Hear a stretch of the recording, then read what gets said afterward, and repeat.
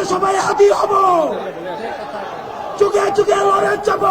এই নাটক সিনেমা থেকে আওয়ামী মুজিবের পাচাটা এসব শিল্পকর্মীদেরকে দেশ থেকে বের করে দিয়ে ভারতে পাঠিয়ে দিতে হবে।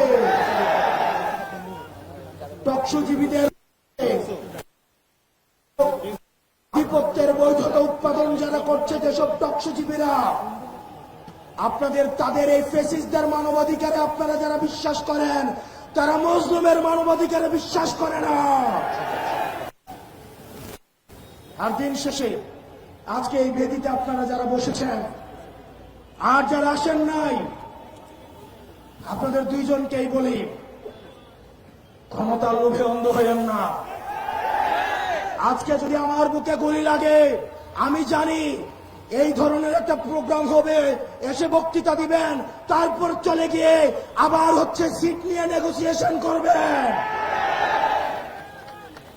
অনেক দল রয়েছে, যেহেতু আরপিও সংশোধন হয়েছে, এখন অন্য দলের মার্কায় নির্বাচন করতে পারবে না বলে নিজের দলের মার্কা বিলীন করে দেওয়ার জন্য তারা রেডি হয়ে আছে। এগুলো দিয়ে জাতীয় ঐক্য হয় না। এসব জাতীয় ঐক্য এগুলো মেকি। আমাদের হাদি ভাইয়ের রক্ত এই জাতীয় ঐক্যের আঠা হয়ে আসুক, সেটা আমরা চাইনি।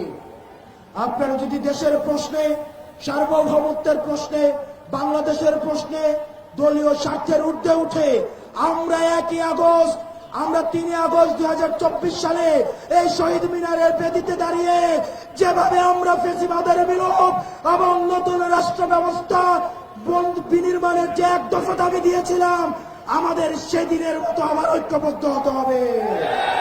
ও ইনকিলাব, ইনকিলাব, দিল্লি না ঢাকা, দিল্লি না ঢাকা, ইনকিলাব, ইনকিলাব, আপোষ না সংগ্রাম, দালালি না রাজপথ, দালালি না রাজপথ, আপোষ না সংগ্রাম।